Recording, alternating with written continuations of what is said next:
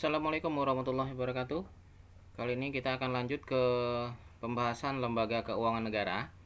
Pada kali ini kita akan fokus kepada BPK dan BPKP. Mari kita simak video presentasi dari kelompok penyaji berikut. Dan seperti minggu lalu, di sela-sela penyajian kelompok akan ada pertanyaan kuis.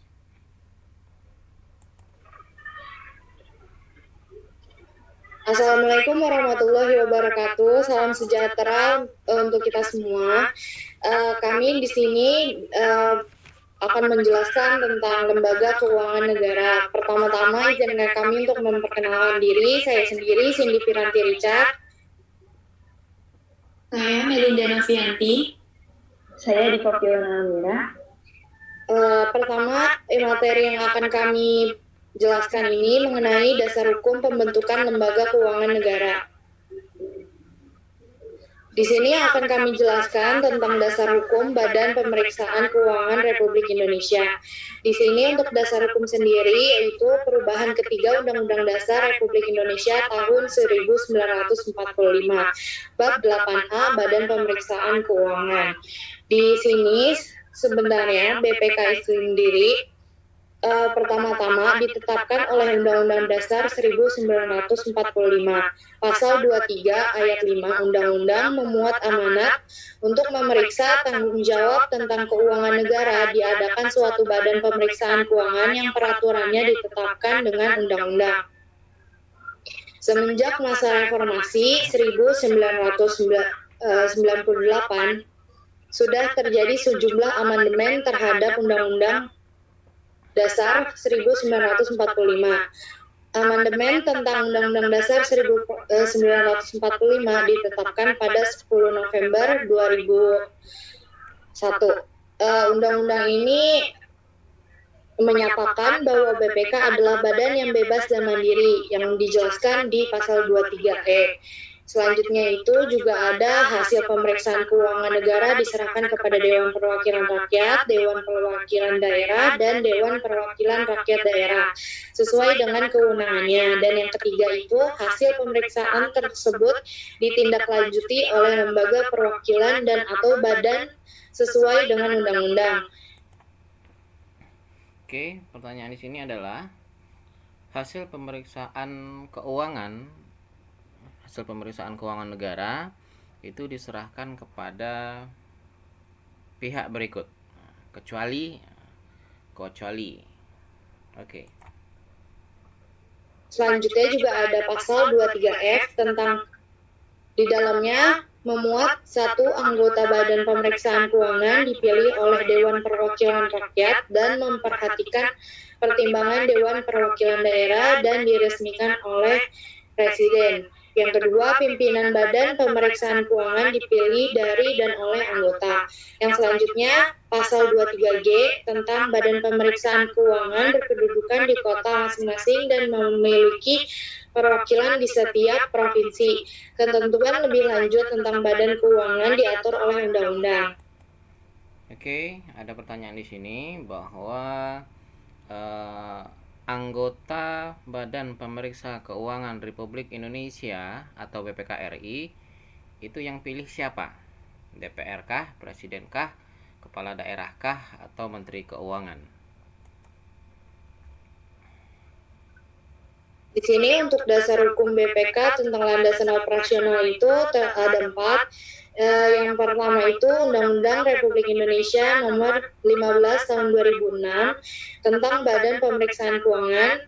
Yang kedua Undang-Undang Republik Indonesia Nomor 15 Tahun 2004 tentang pemeriksaan pengelolaan dan tanggung jawab keuangan negara.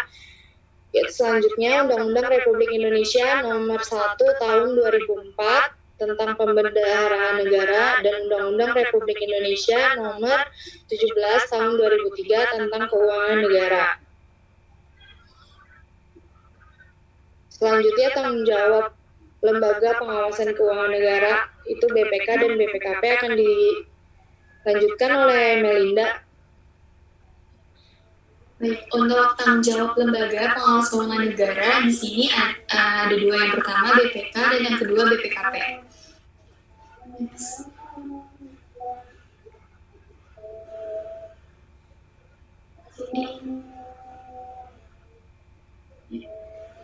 BPK. BPK merupakan satu lembaga negara yang bebas dan mandiri dalam memeriksa pengelolaan dan tanggung jawab keuangan negara. BPK berkedudukan di ibu kota negara dan memiliki perwakilan di setiap provinsi. Next.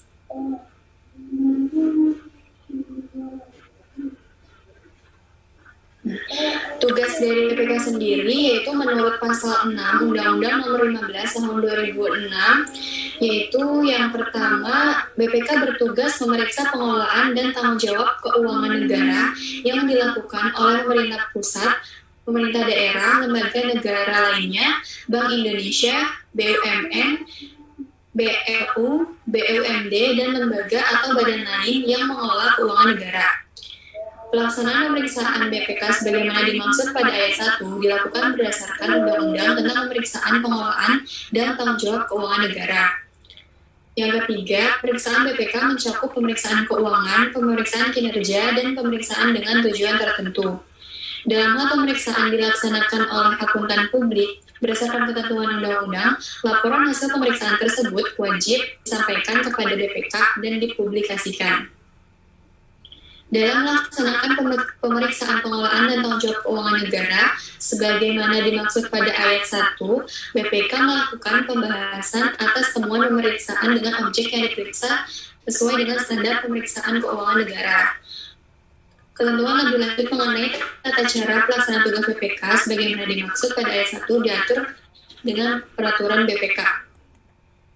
Oke, di sini cukup jelas bahwa badan-badan yang mengelola atau menggunakan keuangan negara itu diaudit oleh Badan Pemeriksa Keuangan. Nah, Badan Pemeriksa Keuangan atau BPK ini mengaudit atau melakukan pemeriksaan atas pelaporan keuangan tersebut berdasarkan undang-undang, ya, undang-undang terkait pemeriksaan pengelolaan dan tanggung jawab keuangan negara. Jadi, pemeriksaan yang dilakukan oleh BPK itu mencakup pemeriksaan keuangan, pemeriksaan kinerja, dan pemeriksaan dengan tujuan tertentu. Nah,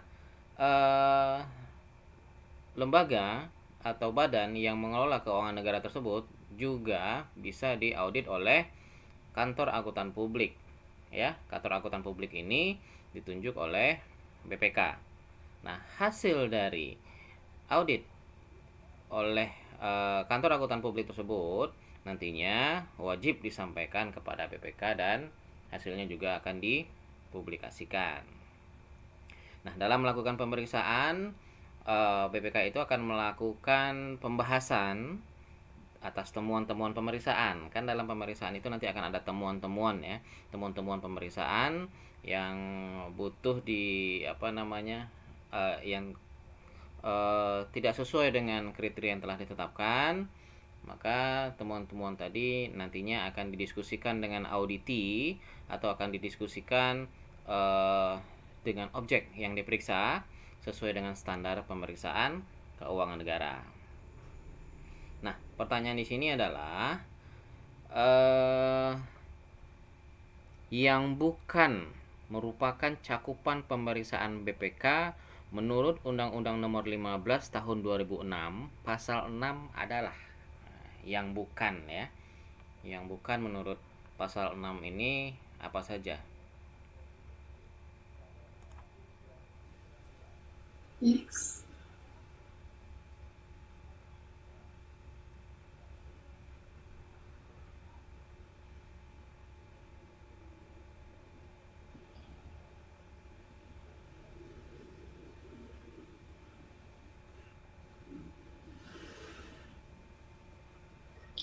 Selanjutnya, tugas BPK menurut Pasal 7 Undang-Undang Nomor 15 Tahun 2006 yaitu yang pertama BPK menyerahkan hasil pemeriksaan atas pengelolaan dan tanggung jawab keuangan negara kepada DPR, DPD, dan DPRD sesuai dengan kewenangannya.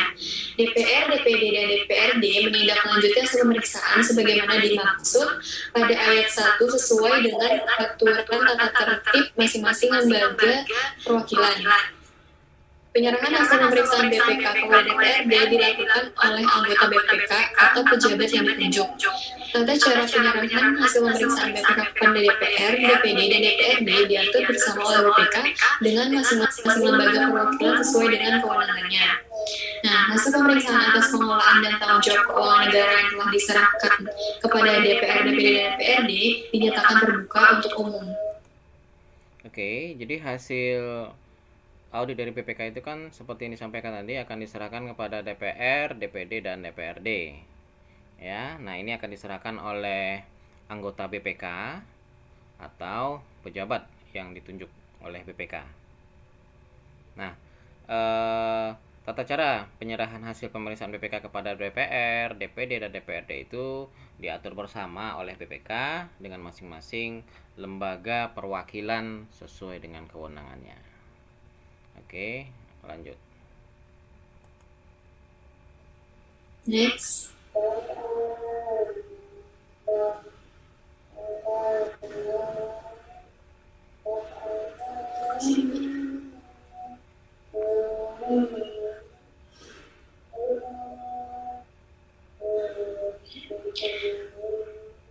Tugas BPK menurut pasal 8 Undang-Undang Nomor 15 Tahun 2006 yaitu yang pertama, untuk keperluan tindak lanjut hasil pemeriksaan sebagaimana dimaksud dalam pasal 7 ayat 1, BPK menyerahkan pula hasil pemeriksaan secara tertulis kepada Presiden, Gubernur, Wali Kota, atau Bupati sesuai dengan kewenangannya.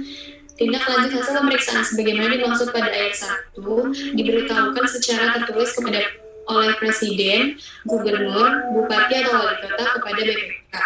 Apabila dalam pemeriksaan ditemukan unsur pidana, BPK melaporkan hal tersebut kepada instansi yang berwenang sesuai dengan ketentuan peraturan perundang-undangan paling lama 1 bulan sejak diketahui adanya unsur pidana tersebut.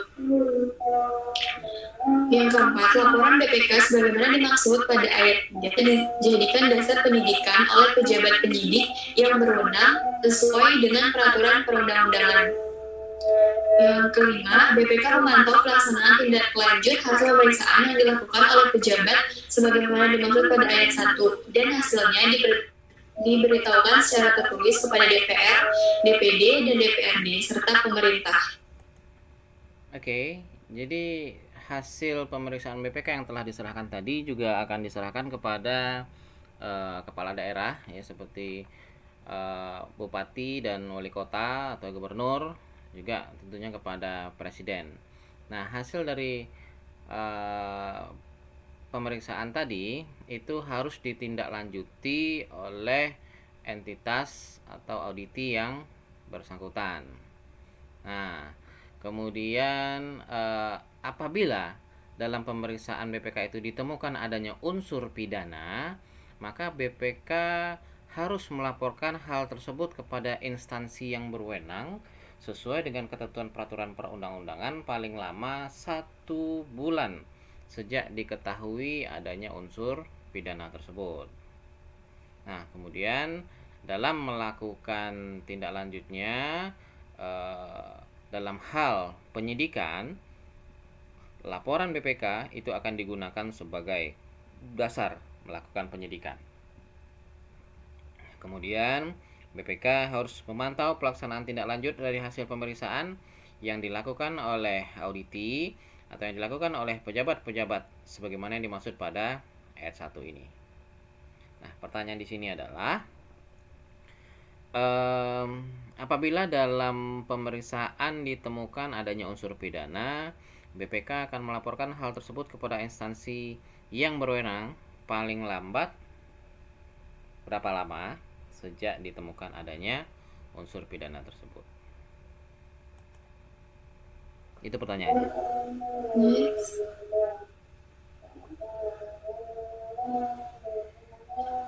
Tanggung jawab dari BPK sendiri yaitu tanggung jawab utamanya BPK itu adalah pemeriksa pengelolaan keuangan negara yang dilakukan oleh pemerintah pusat, pemerintah daerah, lembaga negara lainnya, Bank Indonesia, Bank Usaha Milik Negara, Badan Layanan Umum, Badan Usaha Milik Daerah, dan lembaga atau badan lain yang mengelola keuangan negara yang mencakup adanya transparansi dalam penyelenggaraan pemerintahan. Pemerintahan yang partisipatif bagi masyarakatnya, sehingga akuntabilitas dan keterbukaan dalam pengelolaan keuangan negara sesuai dengan aturan pokok yang telah ditetapkan dalam Undang-Undang Dasar. Untuk selanjutnya, BPKP. BPKP sendiri ini merupakan singkatan dari Badan Pengawasan Keuangan dan Pembangunan. Selanjutnya disingkat menjadi BPKP. Ini merupakan aparat pengawasan intern pemerintah.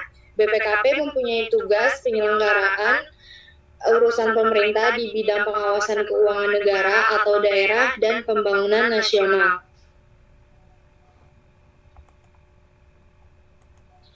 Tanggung jawab BPKP. Di sini tanggung jawab utama BPKP adalah mengawasi dan mengaudit keuangan pada sektor internal dan bertanggung jawab langsung kepada Presiden. Selanjutnya, BPKP juga bertanggung jawab mengawasi kegiatan kebendaraan umum negara yang bersumber dari APBN dan penugasan khusus dari Presiden. BPKP melakukan pengawasan atas keuangan negara di bidang tertentu yang meliputi 1. Kegiatan yang bersifat lintas sektoral, 2. Kegiatan kebendaraan umum negara berdasarkan penetapan oleh Menteri Keuangan selaku Bendahara Umum Negara, yang ketiga kegiatan lain berdasarkan penugasan dari pemerintah. Oke, dari yang slide barusan, pertanyaannya adalah Badan Pengawas Keuangan dan Pembangunan itu bertanggung jawab kepada siapa? Oke, lanjut. Selanjutnya tentang perbedaan antara BPK dan BPKP akan dijelaskan oleh Diva. Oke, sebelum yang tadi ada juga pertanyaan yang bertugas menyelenggarakan urusan pemerintahan. Yang bertugas menyelenggarakan urusan pemeriksaan di bidang pengawasan keuangan negara atau keuangan daerah dan pembangunan nasional itu siapa?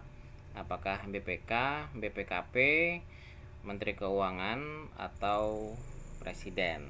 Ya, yang bertugas menyelenggarakan urusan pemeriksaan di bidang pengawasan keuangan negara atau daerah dan pembangunan nasional. Itu apakah BPK, BPKP, Menteri Keuangan dan atau Presiden? BPKP diantaranya yaitu pertama, dasar hukum pembentukan BPK dan BPKP, yaitu pembentukan BPK.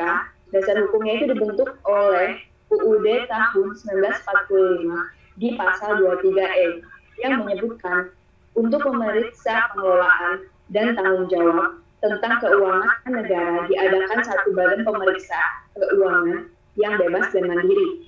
Selanjutnya, tahun 2006 telah diterbitkan UU nomor 15 tahun 2006 tentang Badan Pemeriksa Keuangan.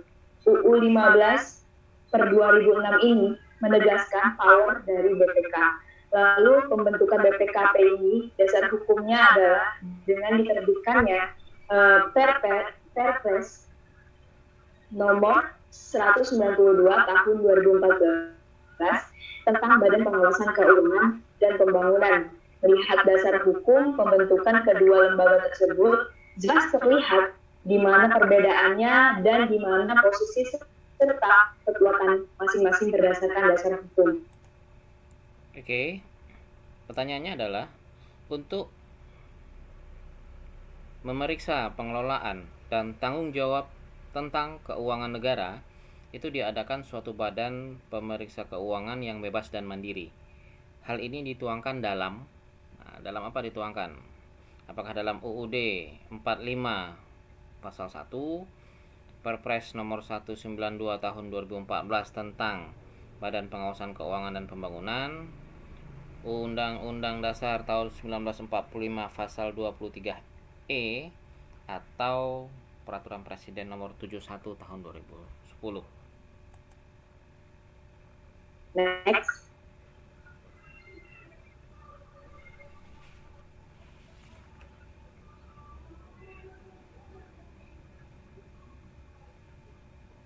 Ya, yang kedua dari kelembagaan BPK dan BPKP. BPK merupakan lembaga tinggi di negara yang posisinya ada di luar pemerintah. BPK kedudukannya itu setara dengan MPR, DPR, DPRD, MA, dan MK. Meskipun BPK ada di luar pemerintah, tapi pendanaannya tetap menggunakan APBN melalui Sekretariat Jenderal BPK. Sekjen BPK inilah yang ada di dalam pemerintahan. Lalu sedangkan BPKP merupakan lembaga pemerintahan non-kementerian atau LPNK BPK. BPKP ini ada di dalam pemerintah dan setara dengan BPS, BNN, BNPB, dan badan atau lembaga kementerian lainnya. Next.